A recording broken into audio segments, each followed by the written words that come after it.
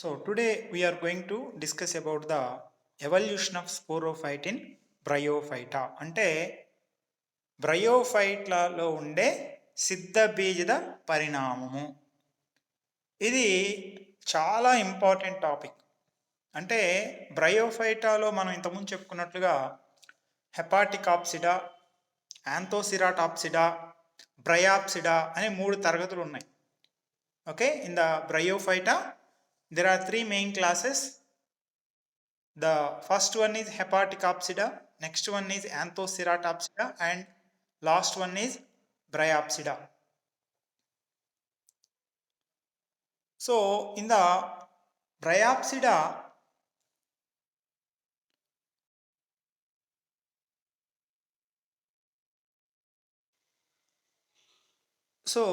Bryophyta, there are 3 main classes.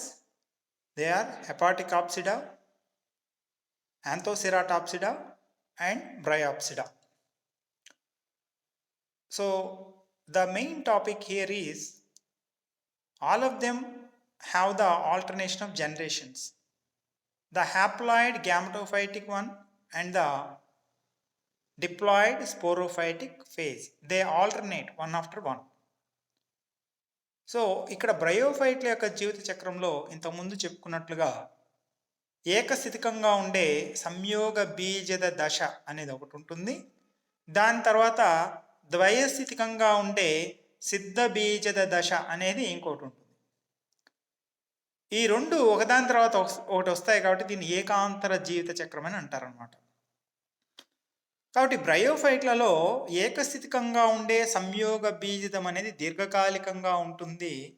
అందులో జరిగే లైంగిక ప్రత్యుత్పత్తి ద్వారా సంయుక్త బీజం ఏర్పడి అదేవిధంగా ఆ సంయుక్త బీజం అనేది ద్వైస్థితికంగా ఉండే సిద్ధ బీజదంగా పెరుగుతుంది. ఈ సిద్ధ బీజం ఎక్కడ ఏర్పడుతుంది అంటే ఏకస్థితికంగా ఉండే సంయోగ బీజం మీద. అంటే ఇక్కడ సిద్ధ బీజం అనేది ఏకస్థితికంగా ఉండే సంయోగ బీజం మీద ఆధారపడుతుంది. అయితే ఈ ద్వైస్థితికంగా ఉండే సిద్ధ బీజదము మనకు తెలుసు. సిద్ధ బీజదము అంటే ఇందులో 3 ముఖ్యంగా పాదము, కాడ, గులిక అనే భాగాలు ఉంటాయని తెలుసు. అయితే ఈ సిద్ధ బీజం యొక్క నిర్మాణాన్ని పరిశీలించినట్లయితే ఇది హెపాటికాప్సిడాకు సంబంధించిన రిక్సియా, మార్కాంషియా వీటిలో ఎలా ఉంటుంది సిద్ధబీజ నిర్మాణము. దీని తర్వాత చెప్పుకునే యాంథోసిరాటాప్సిడాకు సంబంధించిన యాంథోసిరాస్లో సిద్ధబీజ నిర్మాణం ఎలా ఉంటుంది. దీని తర్వాత చెప్పుకున్న బ్రయాప్సిడాకు సంబంధించిన పాలీట్రైకం మరియు ఫినేరియాలలో సిద్ధబీజదము నిర్మాణం ఎలా ఉంటుంది, అంటే దీని యొక్క పరిణామం ఏ విధంగా జరిగింది, అభివృద్ధి ఏ విధంగా జరిగింది అని తెలియజేసేదే ఈ పరిణామ సిద్ధాంతం అన్నమాట. సిద్ధ బీజం యొక్క పరిణామ సిద్ధాంతము. So there are 2 main stages in the life cycle of the bryophytes. First one is haploid gametophyte and second one is diploid sporophyte. Due to the sexual reproduction in the haploid gametophyte in the archegonium, due to the sexual reproduction in the archegonium, a diploid zygote is formed after the fertilization. So this diploid zygote in the archegonium venter, it develops to form the diploid sporophyte. Usually this sporophyte consists of foot, seta and capsule. So these are the 3 parts usually present in the capsule. So now we are going to discuss about the sporophyte, evolution of the sporophyte, beginning from the Hepaticopsida to Bryopsida. For example, Rixia and Markamsia, these belong to Hepaticopsida. And how the sporophyte structure in the Hepaticopsida, and how is the structure of the sporophyte in the Anthoceratopsida, and how is the structure of the sporophyte in Bryophyta. How the development took place, what is the evolution occurred. So this is all about the evolution of sporophyte in Bryophyta. So బ్రయోఫైటాలో ఉండే సిద్ధ బీజములలో ఉండే పరిణామ క్రమం గురించి ఇప్పుడు మనం తెలుసుకోబోతాం. దీని గురించి ఇక్కడ రెండు సిద్ధాంతాలు ఉన్నాయి. ఒకటి ఏంటంటే థియరీ ఆఫ్ స్టెరిలైజేషన్, దీన్నే ప్రోగ్రెసివ్ ఎవల్యూషన్ థియరీ అని కూడా అంటారన్నమాట. అంటే పురోగామి పరిణామ సిద్ధాంతము అనేది ఒకటి ఉంది. ఇంకొకటి reduction theory or retrogressive evolution theory అనేది ఇంకోటి ఉంది. అంటే దీన్నే క్షీణతా సిద్ధాంతము లేకపోతే తిరోగమన పరిణామ సిద్ధాంతము అని అంటారన్నమాట. ఈ రెండు సిద్ధాంతాలు ప్రతిపాదించబడ్డాయి.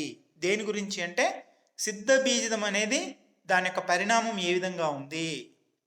So these two theories are propose to describe the evolution of the sporophyte in Bryophyta. So the sporophyte of liverworts and mosses show mostly the same fundamental plan. So liverworts అంటే ఏంటి? హెపాటిక్ ఆప్సిడాకు సంబంధించినవి. Hepatic ఆప్సిడాకు సంబంధించిన బ్రయోఫైట్లను ఏమంటారు? లివర్వర్ట్లు అని అంటారు. తర్వాత horn వర్ట్లు అంటే యాంథోసిరాటాప్సిడాకు సంబంధించిన మొక్కల్ని హార్న్ వర్ట్లు అంటారు. తర్వాత బ్రయాప్సిడాకు సంబంధించిన మొక్కల్ని మాసెస్ అని అంటారు అన్నమాట. సో వీటిలో చూసినట్లయితే ఈ మూడిట్లో కూడా ద్వైస్థిక సిద్ధ బీజం అనేది ఏర్పడుతుంది. కానీ ఆ సిద్ధ బీజం యొక్క నిర్మాణంలో కొద్దిగా మార్పు ఉంటుంది. బేసిక్గా సిద్ధ బీజం యొక్క నిర్మాణం ఒకటే రకంగా ఉన్నప్పటికీ కూడా దానిలో కొన్ని మార్పులు వస్తాయి. అవి ఏ విధంగా ఉంటాయి అని తెలియజేయడానికి రెండు సిద్ధాంతాలు ప్రతిపాదించబడ్డాయి. అవే మనం ఏం చెప్పుకున్నాం అంటే evolution of sporophytes by progressive sterilisation of the potential sporogenous tissue. అంటే మొదటి సిద్ధాంతం ఏం తెలియజేస్తుందంటే ఈ సిద్ధ బీజంలో జరిగే పరిణామం ఏ విధంగా జరుగుతుందని తెలుపుతుందంటే progressive sterilisation of the potential sporogenous tissue. అంటే సిద్ధ బీజ జనక కణజాలంలో వచ్చే మార్పు వల్ల, స్టెరిలైజేషన్ వంధ్యత వల్ల పరిణామం జరుగుతుంది అని తెలియజేసేది ఒక సిద్ధాంతం. సో నెక్స్ట్ సెకండ్ ఏంటంటే evolution of the sporophyte due to progressive reduction or simplification or retrogressive evolution. రెండవ సిద్ధాంతం ఏం తెలియజేస్తుందంటే ఈ సిద్ధ బీజంలో జరిగే పరిణామం అనేది రివర్స్లో ఉంటుంది, పైన చెప్పిన సిద్ధాంతానికి రివర్స్లో ఉంటుందని చెప్తుంది అనమాట. సో అవి ఇప్పుడు మనం చెప్పుకోబోతున్నాం. సో ఇక్కడ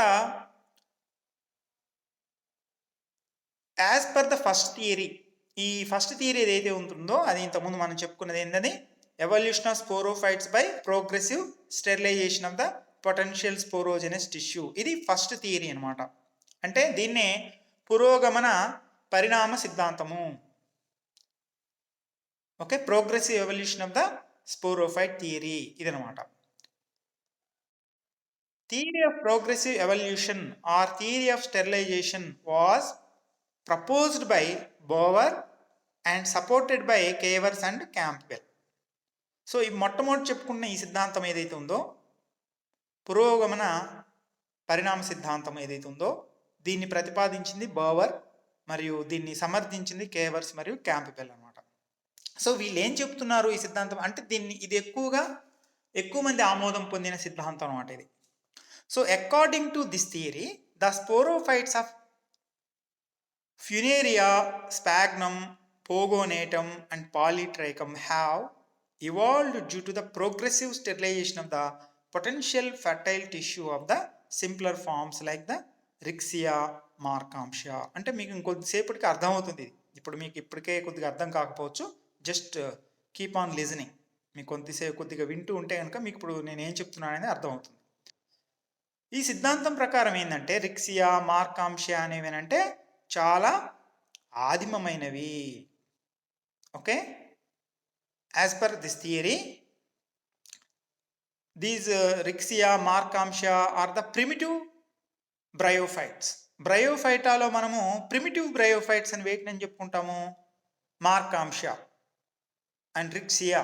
these belong to Hepaticopsida. అంటే పరిణామ క్రమంలో అత్యంత ఆదిమమైన వాటిని మొదట చెప్పుకుంటాం మనం. కాబట్టి మీకు మొదట మీకు క్లాసిఫికేషన్లో మొదట ఏం చెప్పారు? హెపాటిక్ ఆప్సిడా. వీటిని లివర్ వర్క్లు అని అంటారు. అందులో మనం రిక్సియా మార్కాంశ గురించి మనం చెప్పుకున్నాం. మార్కాంశతో పాటు అందులో రిక్సియా కూడా ఉంటుందన్నమాట. ఇందులో ఉండే సిద్ధ బీజంతో పోలిస్తే బాగా పరిణతి చెందిన బ్రయాప్సిడాకు సంబంధించిన ఫ్యునేరియా, పాలీట్రైకం ఇలాంటి మొక్కల యొక్క సిద్ధ బీజాలు బాగా సంక్లిష్టంగా మారి ఉంటాయి. వీటిలో ఏం జరుగుతుంది? ఇక్కడ ఒక్క మాటలో చెప్పాలంటే ఏమవుతుందంటే, మార్కాంశ యొక్క సిద్ధ బీజం అనేది ఆదిమమైనది. దీనికి సంబంధించిన సిద్ధ బీజంలో ఏమి ఎక్కువగా ఉంటుందంటే సిద్ధ బీజ జనకాల కణజాలం అనేది ఎక్కువగా ఉంటుంది. రాను రాను పరిణామ క్రమంలో ఏమవుతుందంటే ఫ్యునేరియా వరకు, ఫ్యునేరియా కానీ పాలీట్రైకం మొదలగు బ్రాప్సిడాకు సంబంధించిన పరిణతి చెందిన మొక్కల సిద్ధ బీజాల్లో చూసినట్లయితే సిద్ధ బీజ కణజాలం అనేది తగ్గిపోతుంది.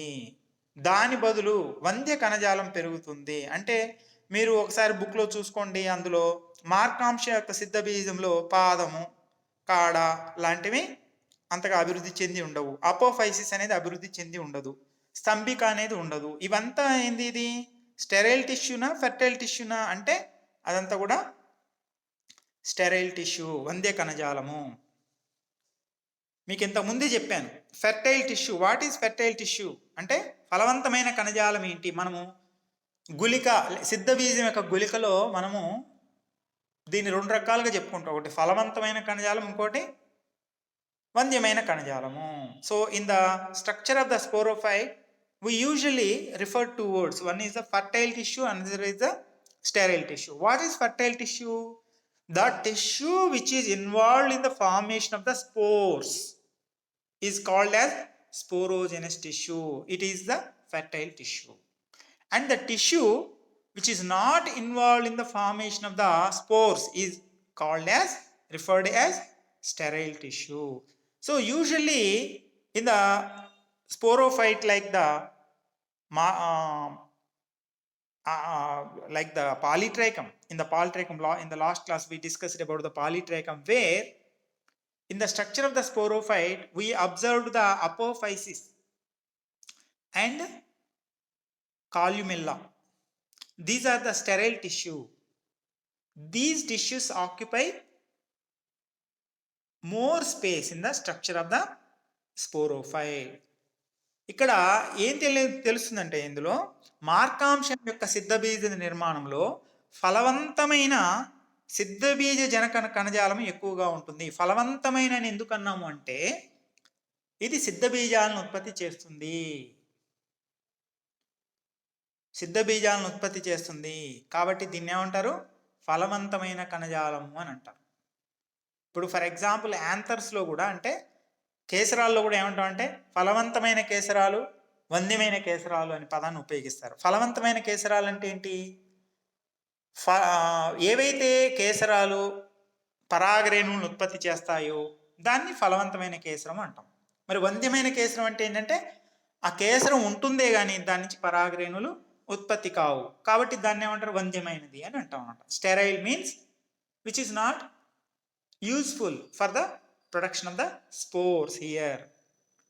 Fertile means which is useful for the spores, that is the sporogenous tissue.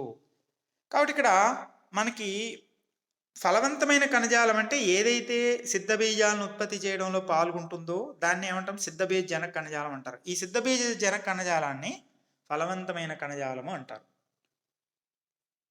అలా కాకుండా సిద్ధబీజాలను ఉత్పత్తి చేయలేని కణజాలం ఏదైతే ఉంటుందో దాన్ని వంద్య కణజాలం అని అంటాం అన్నమాట. సో మనము బ్రీఫ్గా చెప్పాలంటే మార్కాంశాలో ఫలవంతమైన కణజాలం ఎక్కువగా ఉంటుంది. మార్కాంశ యొక్క సిద్ధబీజంలో అంటే ఆదిమమైన మొక్కలలో దాని యొక్క సిద్ధబీజంలో సిద్ధబీజ జనక కణజాలం ఎక్కువగా ఉంటుంది. కాబట్టి దీంట్లో సిద్ధబీజాలు ఎక్కువగా ఉత్పత్తి అవుతాయి. పరిణతి చెందిన మొక్కలైన ఫ్యునేరియా, పాలిట్రైకంలో చూసినట్లయితే దాని యొక్క సిద్ధ బీజంలో ఫలవంతమైన కణజాలం అనేది తగ్గిపోతుంది.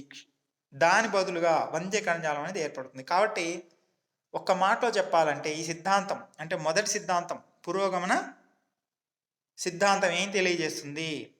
థియరీ ఆఫ్ ప్రోగ్రెసివ్ ఎవల్యూషన్ ఏం తెలియజేస్తుంది అంటే రాను రాను ఆదిమమైన మొక్కల యొక్క సిద్ధ బీజదాలతో పోలిస్తే బాగా అభివృద్ధి చెందిన మొక్కల యొక్క ఫినేరియా పాలిట్రైకం మొదలైన మొక్కల సిద్ధ బీజదాల్లో వంద్య కణజాలం అనేది పెరుగుతుంది, ఫలవంతమైన కణజాలం తగ్గుతుంది.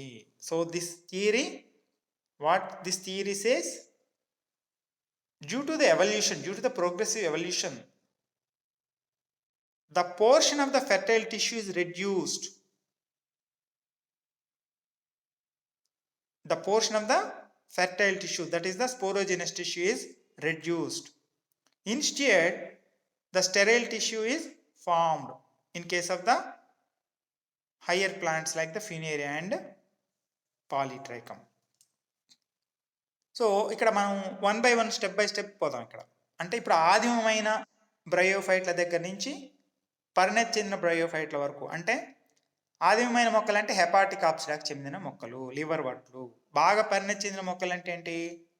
బ్రయాప్సిడాకి సంబంధించిన మాస్ మొక్కలు. ఇప్పుడు తెలుగు మీడియం వాళ్ళు బాగా గుర్తుంచుకోండి,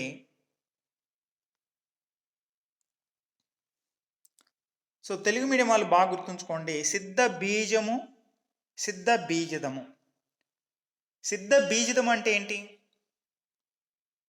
ఇది ద్వైస్థితికంగా ఉండే మొక్క దశ. సిద్ధ బీజదము. సంయోగ బీజ మొక్కలో ఫలదీకరణం జరగడం వల్ల ఏర్పడే ద్వైస్థితిక మొక్క దశనే సిద్ధ బీజదము అని అంటారు. First you should be clear about what is sporophyte. What is sporophyte? It is the diploid phase of the bryophyte, which is produced after the sexual reproduction in the haploid gametophyte. So from the haploid gametophyte, after the sexual reproduction, diploid sporophyte is produced. So now we see the structure of the sporophyte in different bryophytes. From the primitive bryophytes to from the advanced bryophytes. Primitive bryophytes means bryophytes belong to hepatic opsida. Advanced bryophytes means the bryophytes belong to bryopsida. So ఇక్కడ మనకేం కనపడుతుంది అంటే first స్టేజ్లో రిక్సియా. ఇక్కడ మనకు కనబడే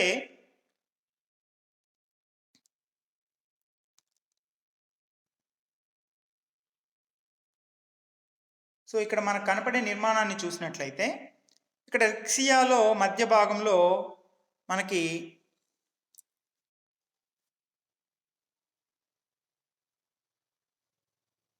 ఇక్కడ రిక్సియాలో చూసినట్లయితే ఇది దాంట్లో ఏర్పడే సిద్ధ బీజదము. చూడండి ఎట్లా ఉందో. ఇది సిద్ధ బీజం రిక్సియాలో. రిక్సియాలో ఈ చుట్టూ ఉన్నదంతా కూడా ఏంది? ఇదంతా కూడా ఏంటంటే ఇదంతా కూడా రిక్సియా యొక్క సంయోగ బీజద మొక్క, అంటే gametophyte of the Riccia. So within the gametophyte of the from the gametophyte of the రిక్సియా after the sexual reproduction the central one, ఈ స్ట్రక్చర్ అనేది డెవలప్ అయింది. దీన్ని ఏమంటాం మనము? స్పోరోఫైట్, అంటే సిద్ధ బీజదము. ఈ సిద్ధ బీజంలో చూసినట్లయితే మనకి ఏం కనపడుతుందంటే in the structure of the sporophyte most of the tissue is, except the jacket layer, inside we find totally the sporogenous tissue which is involved in the formation of the spores. So ఇక్కడ రిక్సియా యొక్క సిద్ధ బీజం యొక్క నిర్మాణం చూసినట్లయితే ఈ రిక్సియాలో చూడండి ఇదంతా కూడా సంయోగ బీజం, ఇదంతా కూడా సంయోగ బీజము. ఈ సంయోగ బీజం యొక్క ఆర్కిగోనియంలో ఫలదీకరణం జరగడం వల్ల ఏమేర్పడిందంటే సిద్ధ బీజం అనేది ఏర్పడింది. ఇది సిద్ధ బీజం. ఈ సిద్ధ బీజంలో ఏముంటుంది? చాలా సింపుల్గా ఉంటుంది. దీని యొక్క నిర్మాణం చాలా సరళంగా ఉంటుంది. ఇందులో ఒక సిద్ధ బీజంలో కేవలం మనకు గుళిక మాత్రమే కనపడుతుంది. Only we observe the capsule without any prominent seta or foot. ఇక్కడ సిద్ధ బీజం చాలా సరళంగా ఉంటుంది. It is very simple sporophyte in the lower bryophytes like Riccia. ఆదిమ రకానికి చెందిన బ్రయోఫైట్లలో సిద్ధబీజం అనేది చాలా సరళంగా ఉంటుంది. దీంట్లో పాదము, కాడ అనే నిర్మాణాలు అసలు మనకు స్పష్టంగా కనపడవు. ఏం కనపడుతుందంటే కేవలం గుళిక మాత్రమే కనపడుతుంది. ఇది గుళిక. ఇప్పుడు నేను ఏదైతే చూపిస్తున్నానో అది గుళిక. ఇదంతా కూడా గుళిక. చూడండి, ఇది గుళిక. ఈ గుళిక లోపల ఏముంది? ఇదంతా కూడా మొదట ఏముంటుంది?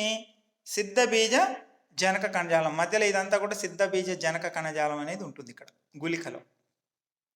So in the majority of the tissue in the sporophyte is sporogenous tissue in the rixia, which is a primitive bryophyte. So majority of the tissue is occupied by the fertile sporogenous tissue. That is the main point we have to remember.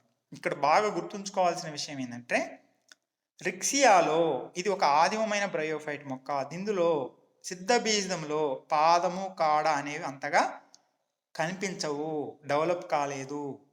ఈ సిద్ధబీజంలో మనకి బాగా కనిపించేది ఏంటంటే గుళిక. ఆ గుళికలో బాగా ఏముంటుందంటే ఫలవంతమైన సిద్ధబీజ జనక కణజాలం అనేది ఉంటుంది. అది మీరు గుర్తుంచుకోవాలి. So next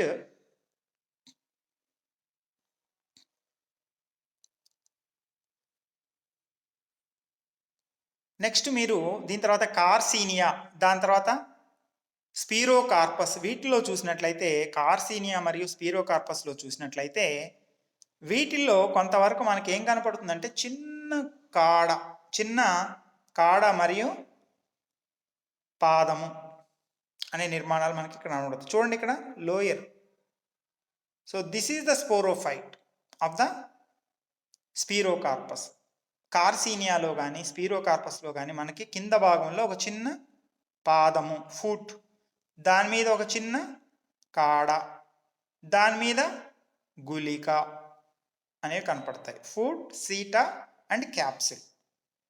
so Sphaerocarpos and Corsinia, these are little bit advanced bryophytes compare to the Riccia. మనం ఇంతకుముందు చూసిన రిక్సియాతో పోలిస్తే ఈ కార్సీనియా కానీ స్పీరోకార్పస్ కానీ కొద్దిగా అభివృద్ధి చెందిన బ్రయోఫైట్లు. వీటిల్లో మనకి ఏం కనపడుతున్నాయంటే చిన్న పాదము, చిన్న కాడ, ఒక పెద్దగా ఉండే గుళిక. రిక్సియాలో గుళిక మాత్రమే ఉంది, కానీ ఇక్కడ మనకి చిన్న పాదము, చిన్న కాడ కూడా డెవలప్ అయింది. అదేవిధంగా ఇందులో స్పోరోజెనస్ టిష్యూ, సిద్ధబీజ జనక కణజాలం అనేది ఉందన్నమాట.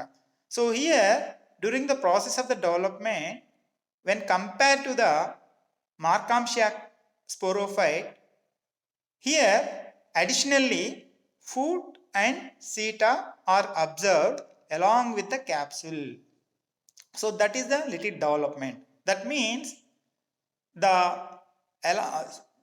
here the sterile tissue is increased in the form of the foot and seta.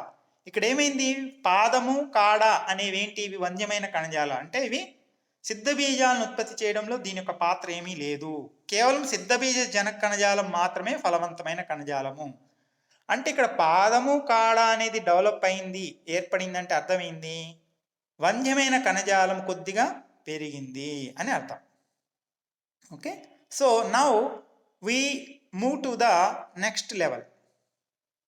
ఇక్కడ చూడండి, next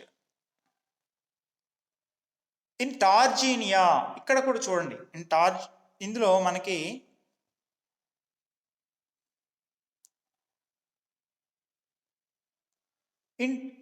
in Targionia, the sporophyte is differentiated into a bulbous foot, a massive seta and a capsule.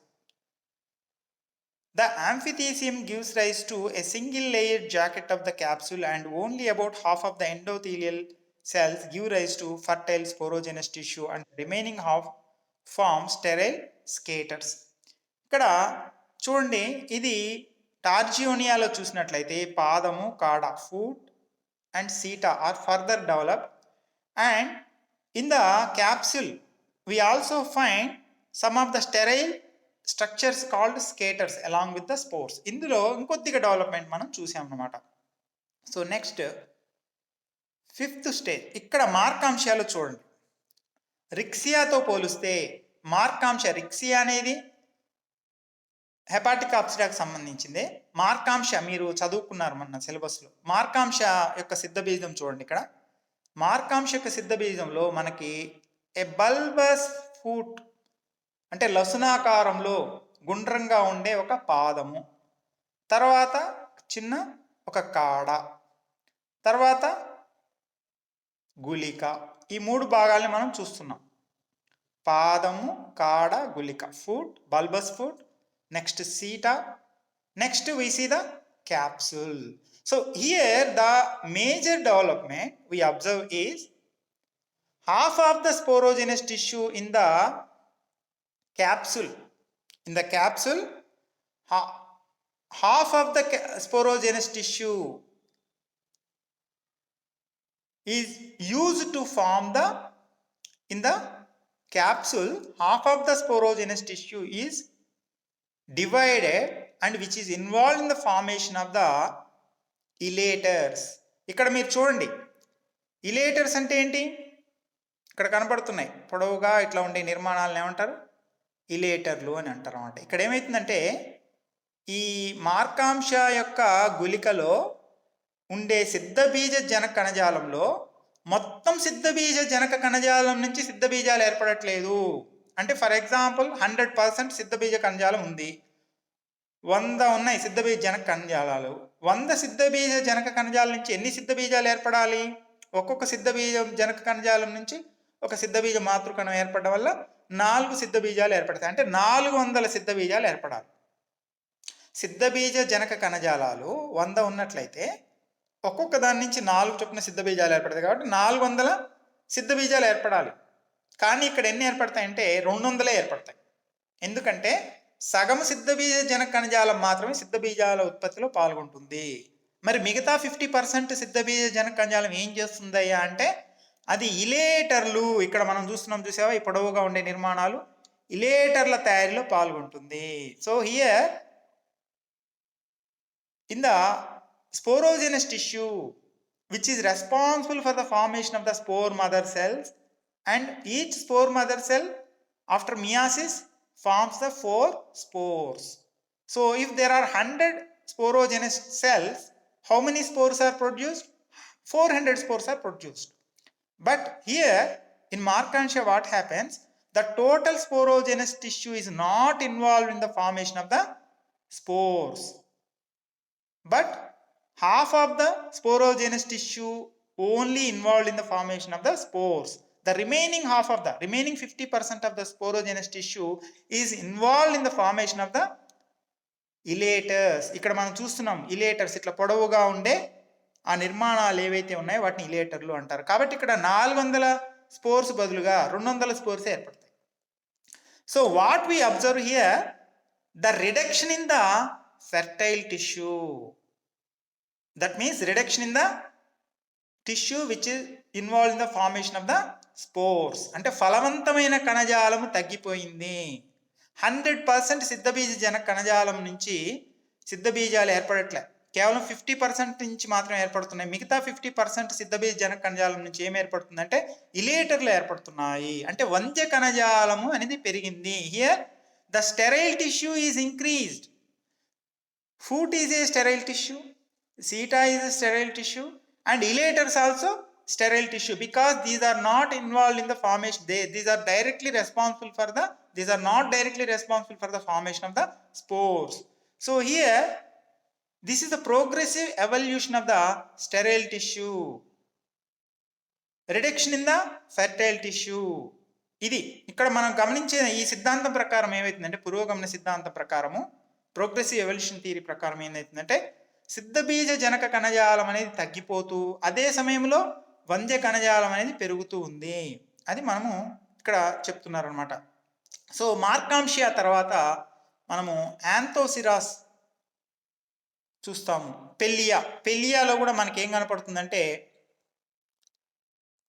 దీంట్లో చూసినట్లయితే పెద్దగా ఉండే పాదము, enlarged foot, enlarged seta. So in comparison to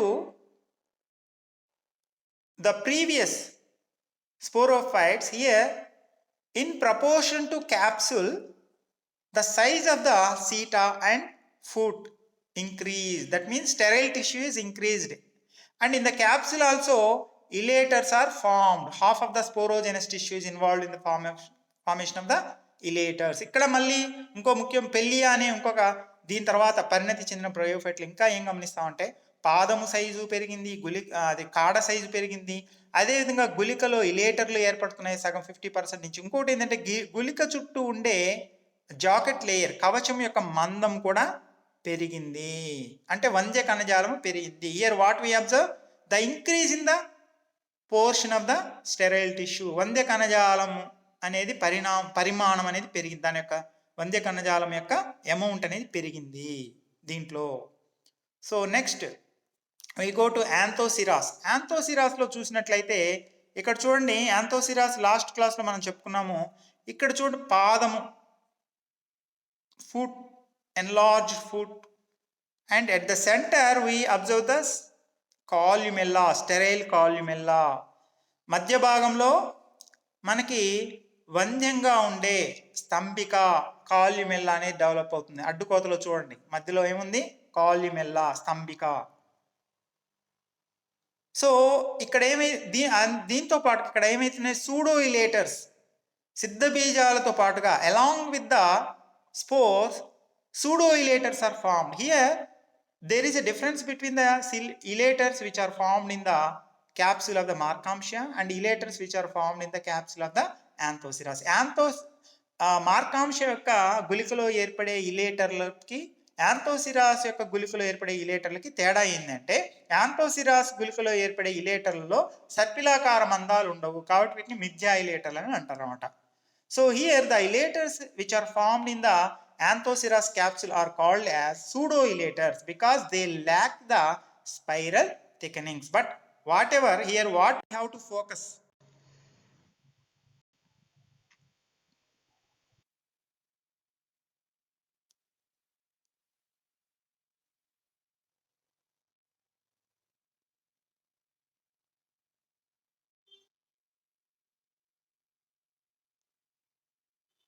So what we observed here, there is a increase in the size of the foot,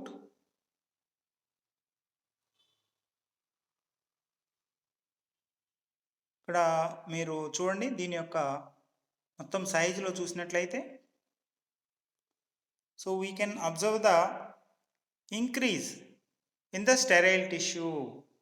So we observe the formation of the sterile columella at the center, and also we observe the thickening of the wall of the capsule and foot, prominent foot and seta. ఇక్కడ మనకి యాంథోసిరాస్ గుళికలో చూసినట్లయితే, అంటే మార్కాంషియాతో పోలిస్తే ఆంథోసిరాస్ అనేది కొద్దిగా ఇంకా అభివృద్ధి చెందినది, పరిణతి చెందింది. ఇందులో మనకి ఇంకా ఏం కనపడుతుంది, పాదము, పెద్దగా ఉండే పాదము, దాంతో పాటుగా ఇంటర్ క్యాలరీ మెరిస్టమ్, మధ్యస్థ విభాజ్య కణజాలము, దాని తర్వాత గుళిక మందంగా ఉండే గుళిక కవచము, దాంతోపాటుగా మధ్యలో ఉండే వంద్యంగా ఉండే స్తంభిక అనేది మనకు కనపడుతుంది. దాంతోపాటు సిద్ధబీజ జన కణజాలంలో సగం కణజాలం నుంచి మిథ్యా ఇలేటర్లు ఏర్పడతాయి. అంటే ఇక్కడ ఏమైంది, ఈ సిద్ధబీజాన్ని ఏర్పరిచే కణజాలం యొక్క సైజు తగ్గిపోతూ ఉంది, మిగతా వంద్య కణజాలం యొక్క పరిమాణము పెరుగుతూ ఉంది. So what we observe in compare to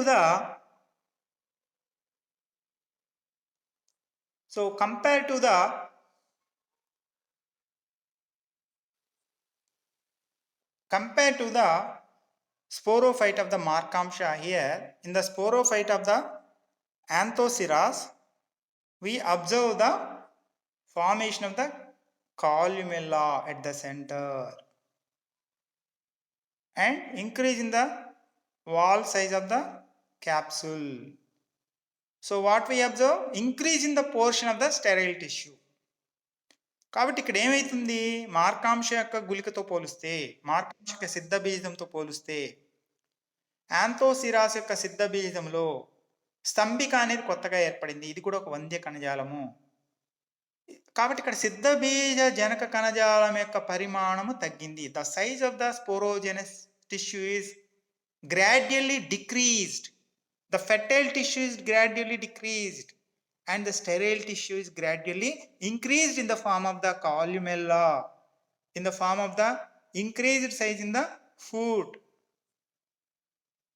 So that we have to understand.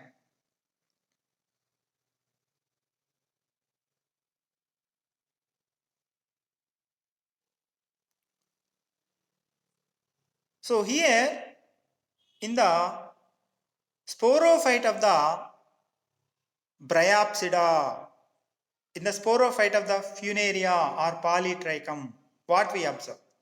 ఇక్కడ చూడండి, చిట్ట చివరిగా Bryopsida the most advanced among the bryophytes. These are also called moss plants. Bryophyta మొత్తంలో బాగా పరిణతి చెందిన మొక్కల్ని బ్రయాప్సిడా మొక్కలు, వీటిని మాస్ మొక్కలు అంటారు. ఇందులో మనం ఫినేరియా మీరు ఇంటర్మీడియట్లో చదువుకున్నారు, ఇప్పుడు మీరు పాలిట్రేకం చదువుతున్నారు. ఈ పాలిట్రేకంలో కానీ ఫినేరియా కానీ దీని యొక్క సిద్ధ బీజం యొక్క నిర్మాణం ఎట్లా ఉంటుంది? The structure of the sporophyte in the polytrichum or funaria, it is like this. Here below it is not given, there is a foot and this is the seta, and here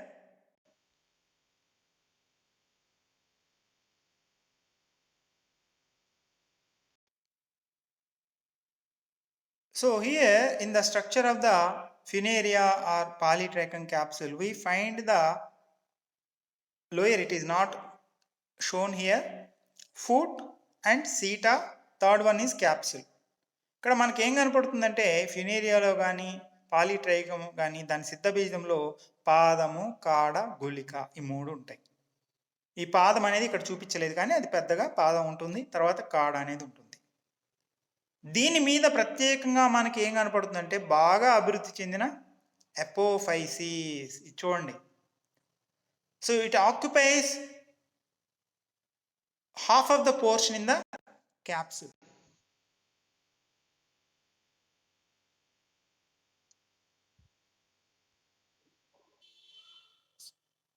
so ఇక్కడ మనకి పాలిట్రైకంలో కానీ ఫినేరియాలో కానీ కొత్తగా ఏమేర్పడిందంటే అపోఫైసిస్. in the capsule of the polytrichum or in the funaria we find the larger portion is occupied the apophysis which is involved in the photosynthesis. ఇక్కడ ఏమైతుందంటే సిద్ధ బీజం అనేది స్వతంత్రంగా మారిపోతుంది. ఎందుకు దీన్ని ప్రోగ్రెసివ్ ఎవల్యూషన్ అన్నారు? Why it is called progressive evolution? ఎందుకు దీన్ని పురోగమనం పరిణామం ఎందుకు అన్నారంటే, మనము రిక్సియా, మార్కాంశ లాంటి వాటిలో చూసినట్లయితే అవి ఏకశిధికంగా ఉండే సంయోగ బీజం మీద సంపూర్ణ పరాన్న జీవనం చేస్తాయి. నీటి కోసము, ఆహారం కోసం కూడా అవి ఆధారపడతాయి. కానీ ఈ బాగా పరిణతి చెందిన ఈ యొక్క పాలిట్రైకం కానీ ఫినేరియా యొక్క సిద్ధ బీజంలో చూసినట్లయితే కొత్తగా మనకి ఏం కనపడుతుందంటే అపోఫైసిస్ అనే నిర్మాణం ఏర్పడడం గమనిస్తాము. ఇది వంద్య కణజాలము, కానీ ఇది ఏం చేస్తుంది? కిరణజన్య సంయోగక్రియ ద్వారా ఆహార పదార్థాలని తయారు చేస్తుంది. కాబట్టి ఈ ద్వైస్థితిక సిద్ధ బీజం అనేది ఏకస్థితిక సంయోగ బీజం మొక్క మీద పాక్షిక పరాన్న జీవనం మాత్రమే చేస్తుంది. అంటే పూర్తిగా ఇది ఆధారపడట్లేదు, పాక్షిక పరాన్నజీవిగా మాత్రమే ఉంటుంది. So the major development here in the sporophyte of the funaria or polytrichum is the formation of the apophysis. Apophysis is green colored tissue. It is chlorine-chematous tissue. హరిత కణజాలం అనేది ఉంటుంది అపోఫైసిస్ లో. So the tissue, the chlorine-chematous tissue in the apophysis, it synthesizes the food material. So the sporophyte of the Bryophyta, the sporophyte of the polytrichum or funaria, it does not depend on the haploid gametophyte for the food material.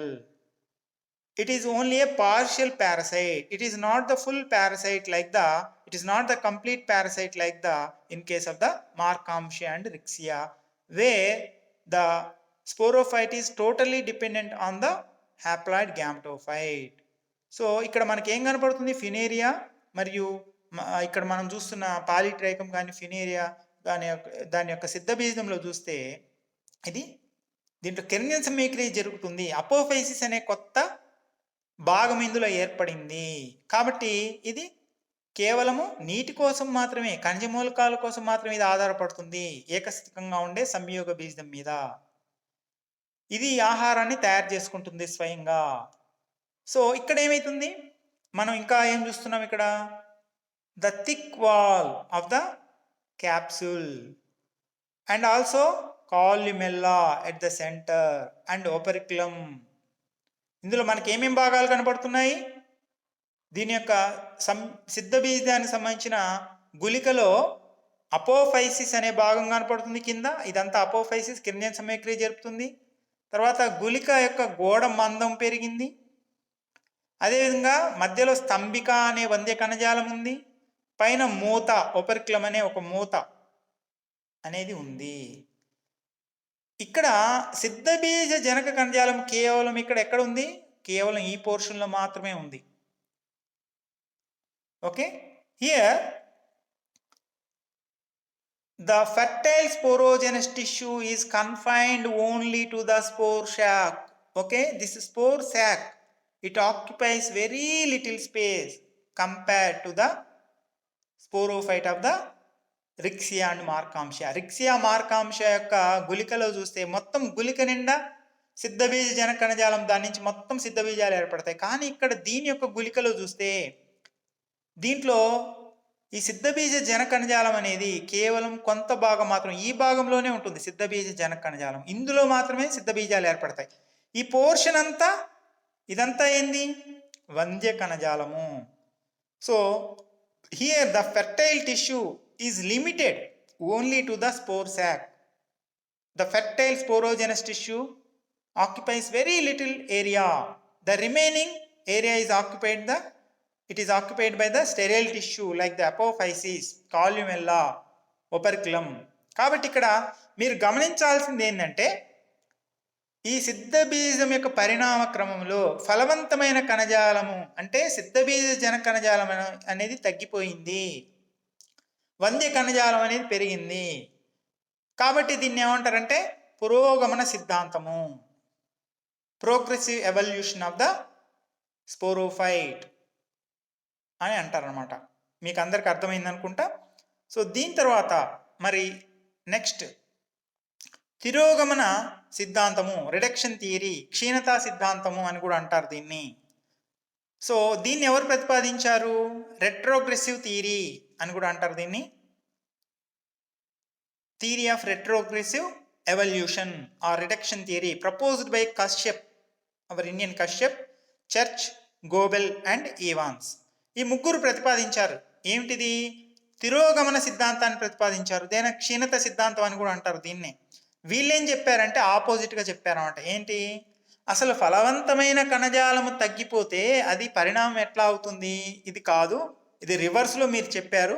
కాబట్టి ఇక్కడ ఏమవుతుందని చెప్పారంటే, ఈ ఫినేరియా పాలిట్రైకం సంబంధించిన సిద్ధ బీజం అనేది పరిణతి చెందలేదు. ఇక్కడ పరిణామక్రమం ఎట్లా జరిగింది అంటే రివర్స్లో జరిగింది. అంటే మొదటగా ఆదిమమైనవి పాలిట్రైకం గుళిక, ఫినేరియా గుళికనమే ఆదిమమైనవి. ఇందులో ఉండే వంద్య కణజాలం ఎక్కువగా ఉంది, ఫలవంతమైన కణజాలం తక్కువగా ఉంది. తర్వాత ఏర్పడిన ఆంతోసిరాస్లో ఫలవంతమైన కణజాలం కొద్దిగా పెరిగింది, మార్కాంశియాలో ఫలవంతమైన కణజాలం ఇంకా పెరిగింది. కాబట్టి దీన్ని ఏమన్నారంటే తిరోగమన పరిణామ సిద్ధాంతం అని అన్నారన్నమాట. So as per this reduction theory or retrogressive theory, Kashyap, Church, Goebel and Evans, they proposed that this evolution occurred in the reverse order. As per their opinion, the sporophyte of the polytrichum and funaria is primitive because here the sporophyte is occupied by the more sterile tissue than the fertile tissue, and they considered that the sporophyte of the Markamsha and Rixia are more evolved, more advanced, because the sporophyte is totally occupied by the sporogenous tissue, totally occupied by the fertile sporogenous tissue. కాబట్టి ఇక్కడ వీళ్ళు చెప్పింది ఏంది? Kashyap, Church, Goebel మరియు Evans ఏం చెప్పారంటే తిరోగమన పరిణామ సిద్ధాంతం చెప్పారు. దీని ప్రకారం ఏందంటే ఈ పాలీట్రైకం ఫినేరియా, ఇప్పుడు చెప్పుకున్న పాలీట్రైకం ఫినేరియా గుళికతో పోలిస్తే, సిద్ధబీజంతో పోలిస్తే రిక్సియా మార్కాంశ యొక్క సిద్ధబీజాలు బాగా అభివృద్ధి చెందినవి. ఎందుకంటే అందులో ఫలవంతమైన సిద్ధబీజజన కణజాలం ఎక్కువగా ఉంది అని వాళ్ళు తెలిపారనమాట. కాబట్టి ఈ విధంగా వీళ్ళ అభిప్రాయ ప్రకారం ఏంటంటే ఫలవంతమైన కణజాలం పెరిగితే, ఎక్కువగా ఉంటే అభివృద్ధి చెందినట్లుగా, పరిణామం చెందినట్లుగా, పరిణతి చెందినట్లుగా వీళ్ళు భావించారు. కాబట్టి ఈ 2 సిద్ధాంతాలను మీరు ఒకసారి చదవండి.